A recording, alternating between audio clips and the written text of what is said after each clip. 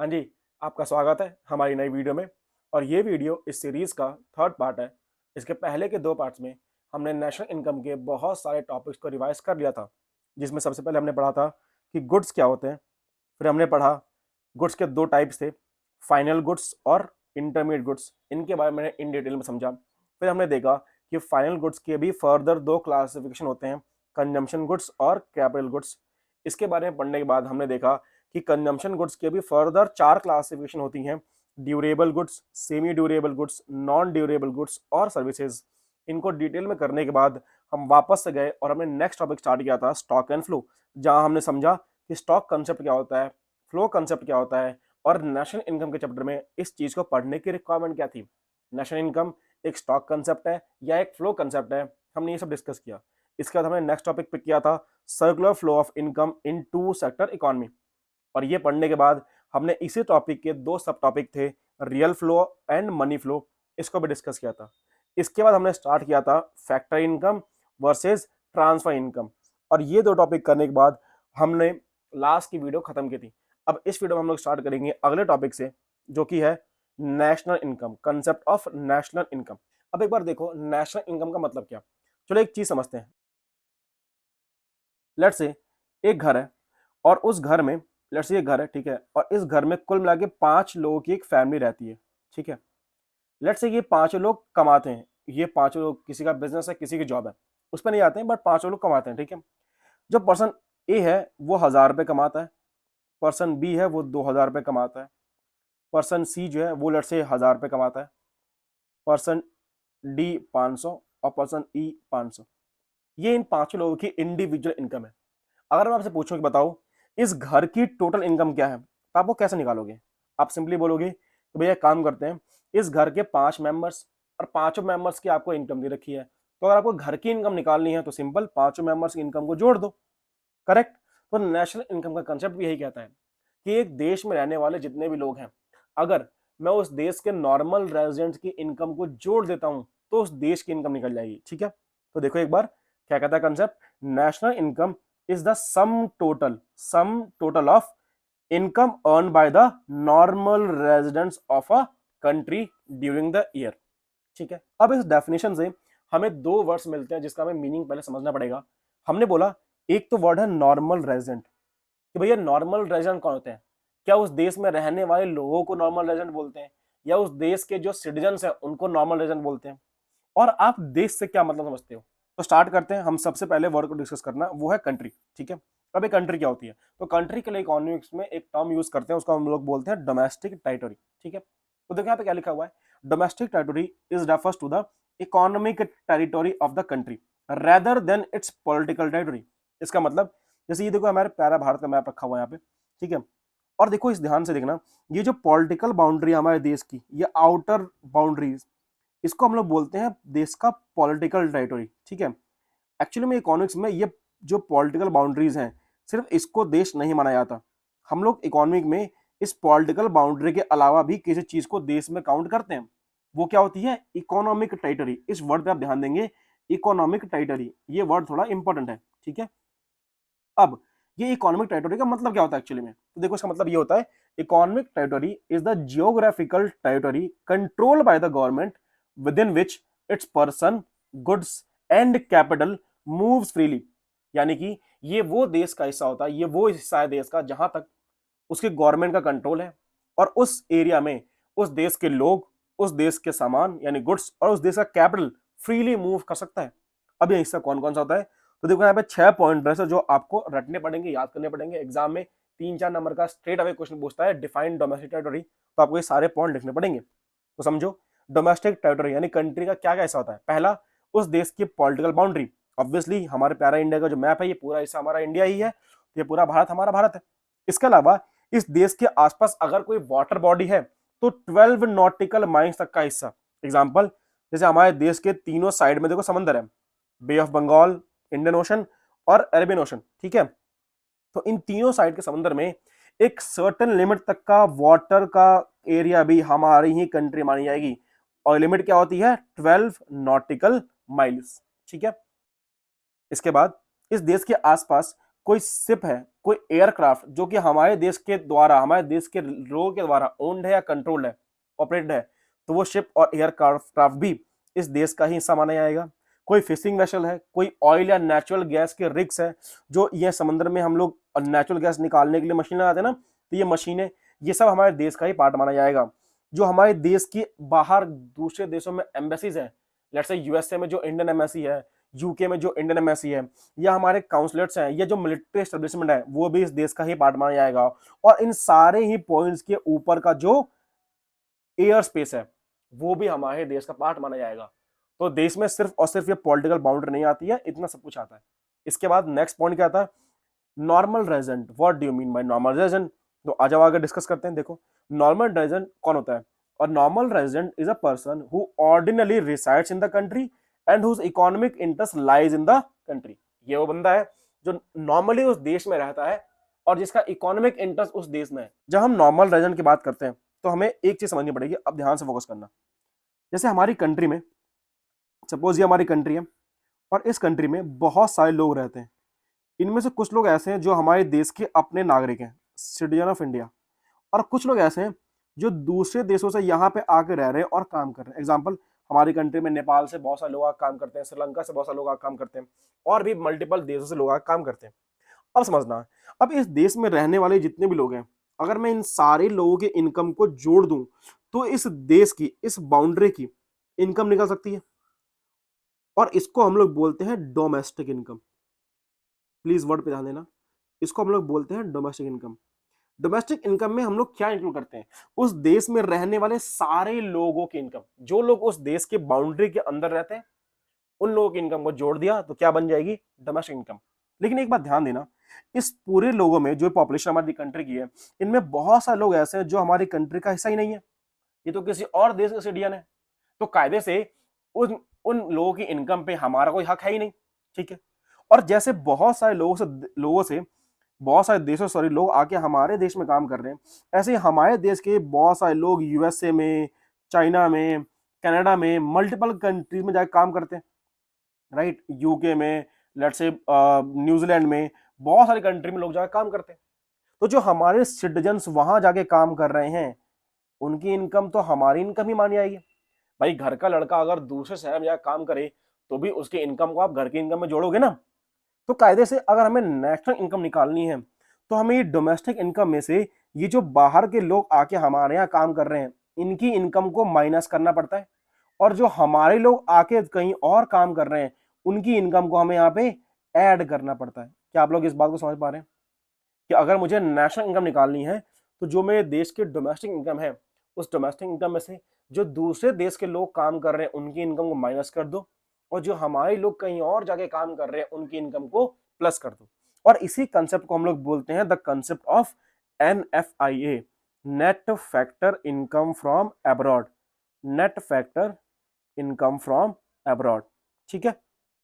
अब देखो ये कैसा होता है और ये कैसे काम करता है। जो दूसरे देशों के लोग आके हमारे यहाँ काम कर रहे हैं, ये अपने देश में काम कर रहे हैं। एग्जाम्पल, लेट्स से नेपाल से कोई बंदा आया, उसने दिल्ली में, मुंबई में जॉब करना शुरू करा, ठीक है। जब वो यहाँ जॉब करेगा, अर्निंग करेगा, खर्चा करेगा, उसके बाद सेविंग करेगा, तो उस सेविंग के पैसे को क्या करेगा? ऑब्वियसली नेपाल में अपने घर भेजेगा। तो हमारे देश में जो लोग रह के दूसरे देशों से आके काम करते हैं, ये लोग वापस अपनी सेविंग को अपने देश में भेज देते हैं, तो हमारे देश से पैसा बाहर जाता है। तो इसको हम लोग बोलते हैं फैक्टर इनकम टू अब्रॉड। इस वर्ड पे ध्यान देंगे, टू अब्रॉड, सॉरी, इस वर्ड पे ध्यान देंगे, to abroad, factor income to abroad. ये लोग हमारे देश में रह काम कर रहे हैं, पैसा कमा रहे हैं, और सेविंग करके ये पैसा वापस बाहर भेज दे रहे हैं, विदेशों में भेज दे रहे हैं। वहीं पे जो हमारे लोग दूसरे देशों में जाकर काम कर रहे हैं, वहां वो जब पैसा कमाएंगे, कमा के खर्च करेंगे, उसके बाद बचाएंगे, तो बचा के उस पैसे को वापस इंडिया भेजेंगे। तो इसको हम लोग बोलते हैं factor income from abroad. From पे याद रखना, विदेशों से पैसा आ रहा है, यहां विदेशों को पैसा जा रहा है, यहां विदेशों से पैसा आ रहा है, ठीक है। तो NFIA, तो अब आपको अगर डोमेस्टिक इनकम आपको दे रखी है, ठीक है, आप अपनी नेशनल इनकम निकालना चाहते हो, तो बेसिकली आप क्या करोगे? इस डोमेस्टिक इनकम में से जो विदेश लोग पैसा भेज रहे हैं इसको माइनस करोगे, क्योंकि ये लोग तो आपके देश के है ही नहीं, तो आपको ये माइनस करना पड़ेगा FITA, factor income to abroad, ठीक है। और जो आपके लोग बाहर काम कर रहे हैं वो जो पैसा आपके पास भेज रहे हैं इसको आपको जोड़ना पड़ेगा, तो आप ऐड कर दोगे FIFA, फीफा और फीटा, फीटा माइनस कर देते हैं, फीफा प्लस करते हैं, और इन दोनों को कंबाइन करके हम लोग क्या बोलते हैं, NFIA, net factor income from abroad. तो अगर मुझे नेशनल इनकम निकालना है डोमेस्टिक इनकम से, तो मुझे डोमेस्टिक इनकम में NFIA को प्लस करना पड़ता है, यानी कि फीफा माइनस फीटा प्लस।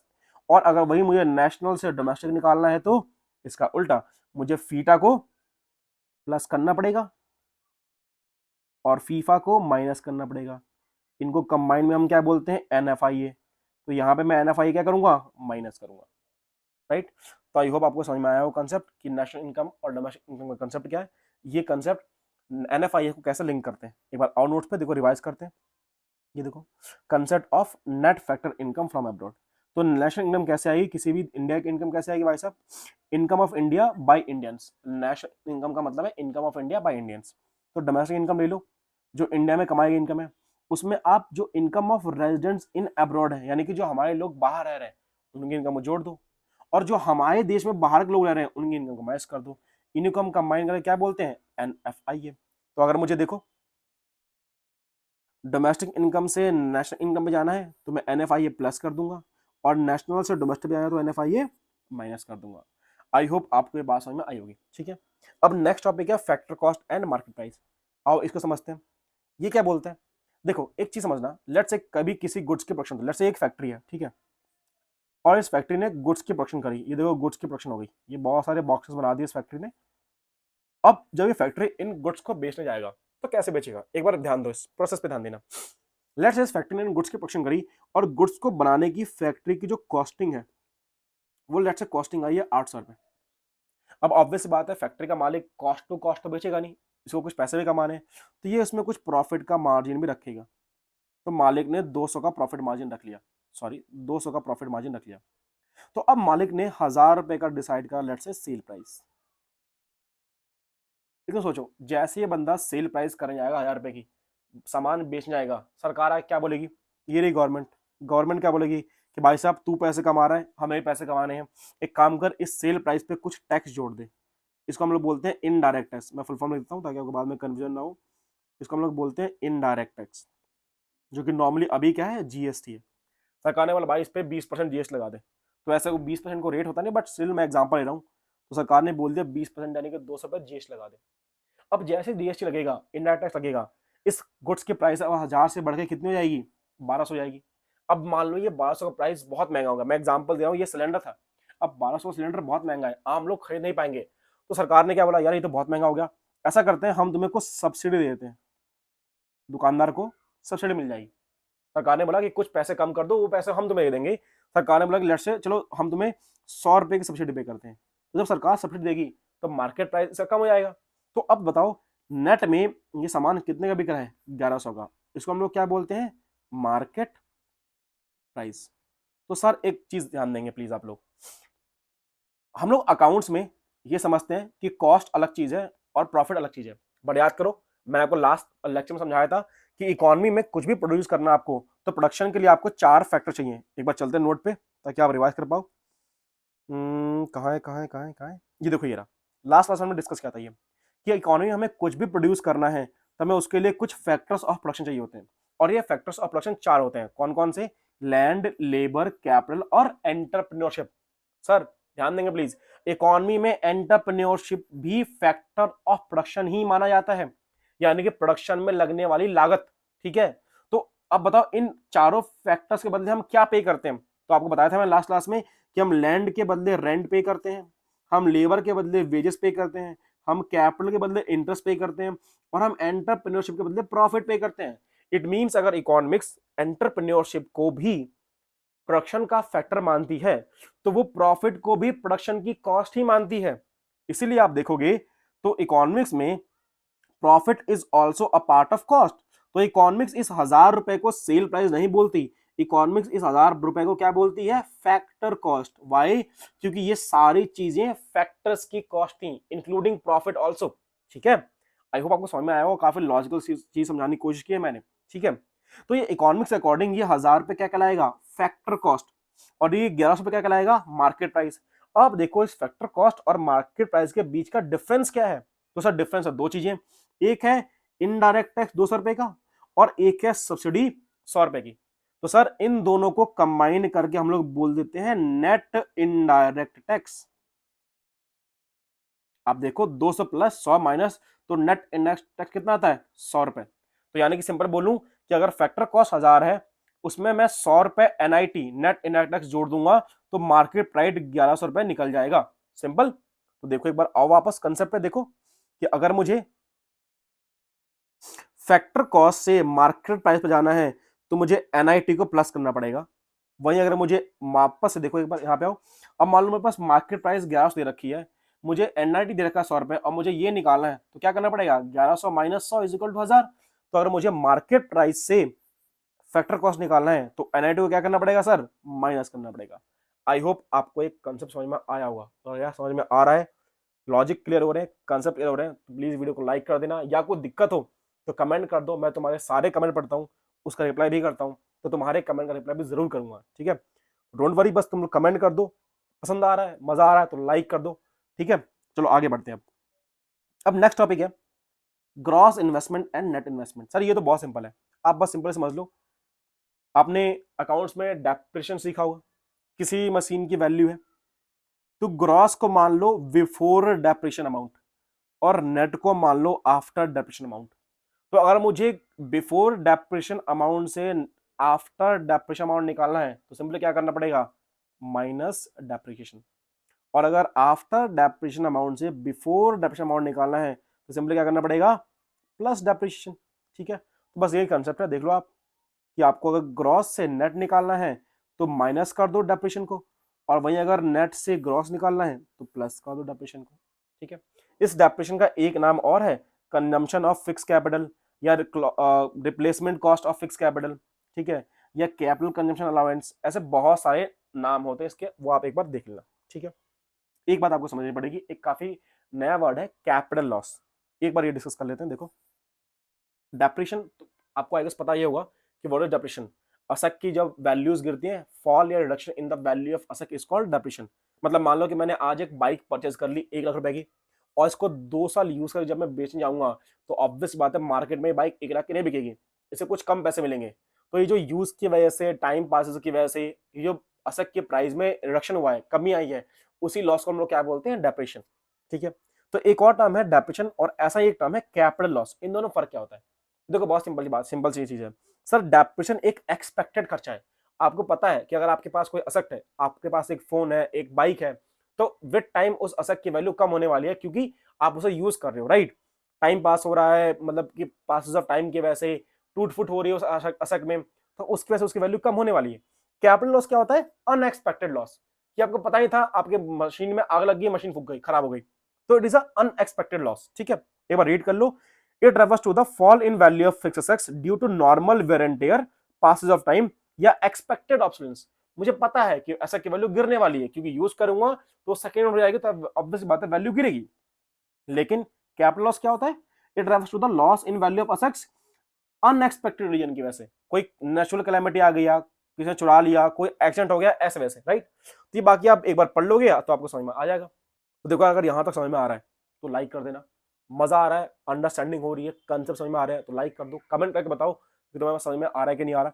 और अगर तुम्हारे कोई डाउट है तो प्लीज बताओ यार कमेंट में, तुम्हारे सारे कमेंट पढ़ता हूँ और उसका रिप्लाई करता हूँ, तो तुम्हारे कमेंट का रिप्लाई जरूर करूंगा, ओके। चलो इस वीडियो को हम ये रोकते हैं, हमने काफी कुछ डिस्कस किया आज भी। हम नेक्स्ट क्लास में स्टार्ट कर देंगे एक्चुअल नेशनल इनकम निकालने की जो न्यूमेरिकल मेथड्स हैं। तो देखो अब तक हमने थ्योरी वाले सारे पोर्शन खत्म कर दिए। एक बार अपने नोट्स पे आ जाओ, देखो हमने डिस्कस किया था कि इस चैप्टर में 2 हिस्से होते हैं, एक होता है थ्योरी का पोर्शन और एक होता है न्यूमेरिकल पोर्शन। तो हमने थ्योरी पोर्शन को कंप्लीटली खत्म कर दिया सर। अब हमें फोकस करना है कंप्लीट न्यूमेरिकल्स के ऊपर, ठीक है। अब हमें फोकस करना है कंप्लीट न्यूमेरिकल्स के ऊपर। तो अब हम नेक्स्ट वीडियो से इसके न्यूमेरिकल्स को डिस्कस करना शुरू कर देंगे, ठीक है। तो मिलते हैं आपसे अगली वीडियो में, तब तक के लिए गुड नाइट।